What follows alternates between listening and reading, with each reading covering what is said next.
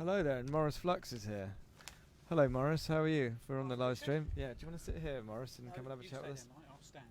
That's alright, yeah. Right, so anyway, Maurice has just come in with me now. Maurice Flux is very much an erstwhile member of the car club, and certainly was a regular at all of the events. I suppose, what would that have been in the 80s, 70s and 80s, Maurice? Yes, I guess so. 70s, 80s, yes. I'll just wait for this car to come through.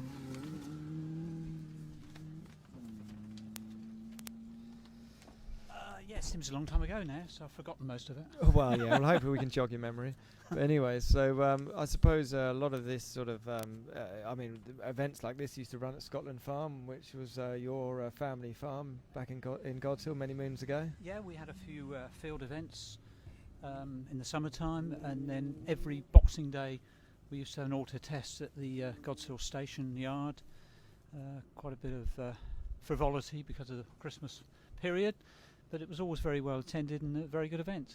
Yes, well, I mean, certainly. So my father, Terry, obviously, very good friends with you. Yeah, my father and too, your father. You yeah. see, because I suppose Jimmy, your father, was my father was somewhere about halfway between your ages, exactly, I should think. Yeah. And I know my father always said that Jimmy basically ran the car club, and Dad sort of ran around, you know. Yeah, they were a team, really. They were a team, weren't they? That's both right. very keen, both very interested, and committed to making sure that the car club was a successful organisation. Yeah, it certainly did stand itself in good stead during those times. Very good. And so what are your earliest memories of competing then, Maurice? Because, I mean, what did you start with? The auto testing, I suppose? Well, when you called me up a week or so ago and asked me if I could reminisce a little bit about my thoughts or history of the car club, I had to make a few notes, because otherwise I wouldn't have been able to take anything. Quite. Right, so my first note says that I started to drive in the fields on the farm when I was 11 years old, in my grandfather's Bedford van. He thought I was taking the dog for a walk, but actually I used to let the dog out and go hell for leather around this grass field we had, and that's basically where I first learnt to do sort of sideways skids and handbrake turns and all that stuff. Yeah, I mean, absolutely. When I took the van back, the dog was absolutely knackered. I can imagine, yeah. Well, chasing the van. Chasing around after you. Yeah, well, I mean, I suppose, so many people over the years that have been successful in motorsport very much started with on farms. I mean, lots of farmers' sons have been, very successful rally drivers over the years, and I suppose it's just the access to four wheels, whether that be tractors or, like you say, nicking your grandfather's van or whatever happens to be. So that's kind of obviously where you got going. But because I believe you got yourself on three wheels to start with, is that right? Yes, yeah. Your dad was part of that as well. Yeah, that's right. But no, when I was 16, before that, when I was 14 and 15, I used to deliver cartloads of dung around the village of God's Hill and tip them up outside people's gardens that backed onto our fields. And the money I received for providing manure for their cabbages and things, I saved enough money over a couple of years to get pretty much the money for a Reliant three-wheeler van from Pritchard's in Newport, the Reliant dealer at the time. So when you're 16, of course, I think you were in those days allowed to have a three-wheeler at 16, provided it didn't have reverse gear or something, wasn't that right? When at the time I could do it, you were allowed to have reverse gear. Oh wow! Yeah. So anyway, I had the three-wheeler, and your dad and I actually did a Friday night Isle of Wight Car Club event in it. I think I probably frightened your dad more on that night than he'd ever been frightened before. Well, yes, you've had a few hairy times since then. That's for certain. Yeah. So, but I don't think that it ended too well, did it? That machine? No, you had to ask me that, didn't you? Yes. One morning I'd been down the back of God's Hill to a field we had, and I'd fed the heifers, and then came back out and drove along Hollow Lane. Went to turn out at opposite Beacon Alley onto the Whitwell Road, and it was foggy, and I pulled out in front of a lady in a Mini, and she ran right in the side of the car. Being a fiberglass vehicle, it sort of disintegrated, really. So that was it. So that was swept up and forgotten about then. Yeah, it was. Yes. So that was my. That was my fault. Well, quite. But anyway, you get forgiven for these things at such an age. So, and what did you graduate to after that? I mean, where did you go? What was it, minis or? Yes. When I was 17, my very first car was an Austin Maxi, and one of the reasons I went for that was because Brian Greaves, very well known driving instructor on the Isle of Wight, and also a good person to auto tests.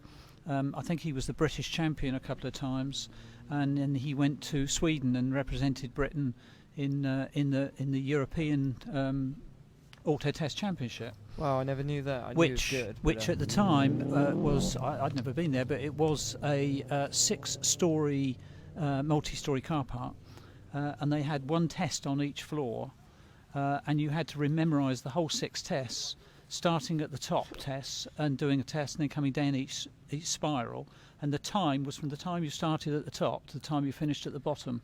That sounds incredibly complicated. It does, but I think Brian did pretty well. He didn't win, but he did pretty well. I think he was in the top 6 or something. Oh goodness, that is quite an achievement. So I mean, auto testing by and large, I mean, for a lot of people, that might be watching the stream or watching this back after the recording's finished, a lot of people would be looking for perhaps a way into motorsport, and they look at rallying and they think, well, gosh, I mean, how do I possibly get into that? But of course, really, it's actually at the grassroots of motorsport where it all really begins for everyone. I mean, the likes of Colin McRae started auto testing, and then obviously look where it took him. I mean, that's never going to be the same for everyone else, but I mean, certainly your formative years with learning your car control and your trade in the car club, no doubt, was a great benefit to you as you went on to various other successes, because I know that you did the Southern Tarmac Championship in a Porsche 911. Is that correct? Well, I did I had an RS 1800 in my late teens, and I did several rallies around Goodwood and other tarmac venues around the south of England. What's the name of the Salisbury Plain? I can't remember it now. Oh, yeah, I was trying to think. But it's over Salisbury Plain. Salisbury Plain. It was a great favourite, wasn't it? Anyway, so yes, I did a bit of that, and then I moved into. My father passed away actually, and suddenly, and I had to give up any motorsport really, other than local Isle of Wight things. So I had quite a break from motorsport on the mainland. But then in the 80s, I purchased a 5-year-old left-hand drive 911 Porsche. Brought it back to the island, and Pete Lord, my fantastic fitter that we had on the farm, put the bigger arches on, put the cage in, and in fact converted it from a 2.7 to a 3-litre Porsche. I then started to compete in the South of England Tarmac Rally Championship, and at the second attempt I won the championship. Well, that was quite something. I believe you used to compete against Stuart Larby, who is here today in his 6R4, and of course you had a 6R4 at one time. Yeah, I did have a 6R4. Which I thoroughly enjoyed and wished I still had. Well, yes, for more reasons than one might have originally imagined. There were 200 made, and I'm not quite sure how many there are left, but every week I see that prices are going up quite considerably. Yes. I think they're sort of working towards £500,000 now. I think they're right up there for X-Work stuff. Definitely it's going to be in that ballpark. Yeah, but a fantastic car, very, very beautiful car. Yeah, and of course sound amazing. But so how many events did you compete on in that car? Do you know? I think it was about 15.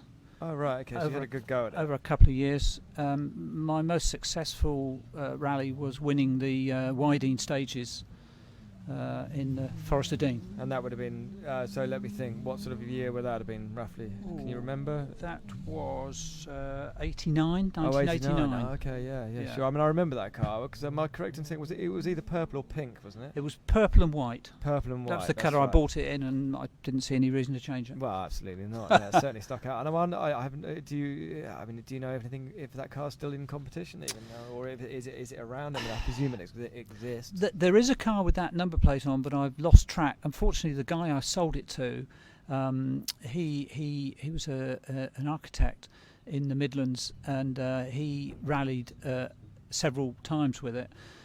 Reasonably successful, but unfortunately he had a very serious road accident and was killed. And I've lost track of the car since. But I have done a little bit of research, and I believe there is a car of that registration number in Ireland. Yes, but I don't think it's on a metro. Stuff seems to end up in Ireland. Yeah. I mean, there's plenty of cars that have gone over there and been used heavily in competition. So anyway, more to the point, I believe you still have your old Porsche. I do, yes. And of course, we were hoping, although sadly it wasn't possible, for you to run the Zero car here today. Yeah. So can you tell us a little bit about the car? Because obviously you stopped using it in competition, and it was parked up in the shed, of the barn for a while. Yes. And then I think you've now had it restored. Is that right? No, restored is brought back to life a little bit, you could say, rather than restored. I've done a few track days at Goodwood with it, but the car is going to go back to Auto Farm, who I bought it from actually in the 80s, and there's a few jobs need doing. But after that's done, hopefully I will resurrect a bit more competition. Hopefully. Yes, well, I mean that'd be great. I mean it'd be great to see you getting out there. I just noticed just on the stage, just where I've been talking to Maurice, but just been keeping an eye on the screen. But I noticed that the Subaru Legacy of Duncan Waite was either being hotly pursued by a yellow Escort, which I didn't identify. But I think in a moment or two we are going to see them come into view, and I'm not sure who's trying to get past who, or who has got past who, but we'll see that in just a moment. So, Maurice, I suppose the other thing I would like to ask you about is the road rallying on the Isle of Wight, because obviously that's all finished now. But of course there was a very hot. Well, yes, I can hear Mike Davison chuckling in the background because I think there were, like with all these old road rally guys, there were some few hairy moments over the years. We're not necessarily going to go into that, but the demise of road rallying, apart from in places like Wales where it's still very popular, what do you think? No. What do you think? Do you think that just makes rallying just a little bit less accessible to people if they can't get out and do the road rallies, or do you think it's finished now because there's too much traffic? I don't know. I got mixed views really. When we were doing it in the sort of 70s and 80s, Friday nights in the winter on the Isle of Wight, the roads were very quiet, nothing like what they are now, and it was a safe sport, which really was over and done with in about an hour and a half in the back lanes of the island, and it was good fun. But as time's gone on, the roads have got busier, as we all know, and it would just be impossible now to certainly on the Isle carry of Wight, out such a thing. But as you say, in deepest Wales or Devon, yes, Lake District, I think it still happens quite frequently. Yeah, I mean it does. I mean even in on the mainland in Hampshire, there are still road rallying does still go on.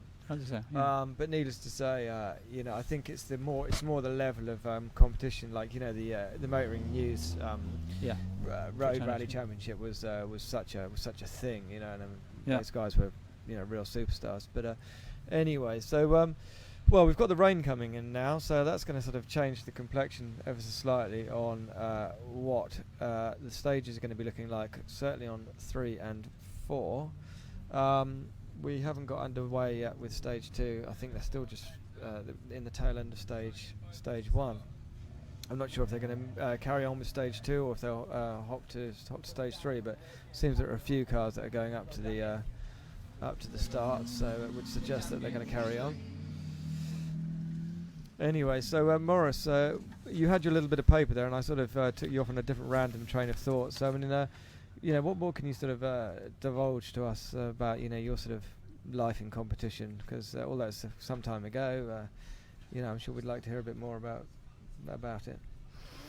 Well, looking back on it, I suppose you sort of look back really with tinted glasses. I'm looking back at Mike Davison stood behind me here. We all had a great time. It was a very social event, whether it was a rally or a Friday night rally or an auto test or a serious stages rally. There was always a lot of fun and barracking going on. But at the time, we did our best. We competed as competitively as we could, and at times it was, nip and tuck as to who won, who didn't. But the island has had a reputation for producing some really good drivers, and we've had some very good venues over the years as well. A lot of which has now it doesn't happen anymore because those venues, for whatever reason, have not been available. Yeah, but I think that's the continual challenge for clubs generally is venues. Certainly, the Isle of Wight Car Club, as you have a venue. Just say if it's just for auto testing or whatever it is, but unfortunately, it gets redeveloped. We use the Isle of Wight College, which we're very, very grateful for. But I mean, that's reduced in size enormously since it was, it was first used. Of course, you've got the huge B&Q complex over a large part of it, so it still functions and it's still very good, but venues is definitely something of a problem. Yeah, no, you're right. It's difficult to get venues of any sort, really, whether it's tarmac or events like this, which events like this are really good for people coming into the sport on the Isle of Wight. If they could get their licence and come along to something like this, it's good grounding. Yeah, it's good gateway. It's a gateway exactly into the sport, isn't it? Yeah. Yeah, absolutely, and. We're very grateful to Tim Rogers, who's the landowner here, he was the one that approached us and said, I'd like you guys to put a rally on here. Oh, did he? Yeah, that's good of him. Thought, well, yeah, okay, fine. What room have you got? And thinking, well, a farm in Wootton, which is in a reasonably populated area of the Isle of Wight, isn't your first initial thought that you could possibly put a rally on. But now we're here. It's very remote. Yeah, that's right. It seems a very good venue. It certainly does. Well, that's great. So I don't know. I think we must have had the last cast through of stage 1 now. So I suppose now the preparations for the beginning of stage 2 will be underway. And I think we'll probably, after stage 2 is complete, we'll be looking to go out into the service park and talking to some of the crews and just see how they're getting on. Is stage 2 slightly different? Stage 1? No, it's just the same stage. Yeah, stage 1 and stage 2 are identical, and then there's a change after that. And stage 3 and stage 4 are also the same. Once there's a route change. And then a bit later on, when they run stages 5 and 6, that is again a different route, but also they're reversing the direction of the stage. Okay. So the crews will get to tackle it from another perspective. So that's we've got that to look forward to. And so anyway, if your car, if you get your car back up together, Maurice, what would you be looking to go and actually do? I haven't really given that much thought yet, but probably Goodwood will come into play on a track day for me, just to get to familiarise myself with the car. Yeah, just do a shakedown. Yeah, and then possibly some local tarmac rallies. Well, I think that'd be wonderful for you to see you back out there, and certainly the rally at Goodwood, the Southdown stages, will be running again in December. Yes, December. As tradition, it's always been in February. Yeah. And then last year they ran it in the middle of the summer because of COVID and so on and so forth, scuppered the date, and Goodwood very kindly let the South Sea Motor Club have a summer date for that event.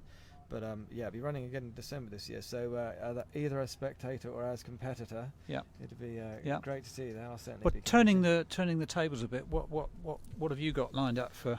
Well, rallying? First and foremost, I've got to get an engine that works again. That always helps. Yeah, that always helps. So we were down in Portreath and at the TSH stages and did an event down there at the RAF base, and that was going very well up until the penultimate stage, and then like I say, we had engine failure. So I'm really kind of taking a bit of a reset. Obviously I would have liked to have done this event here today, but as it happens, that wasn't possible.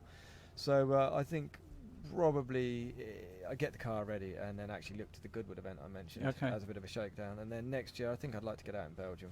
All right. Really, I love it out there. Yeah, the stages are wonderful. You've not competed abroad, have you? No, I haven't. Maurice? No, I've been to watch Mike and Terry several times. Yeah, the Condros or something, was it? Oh, I can't remember. Yeah.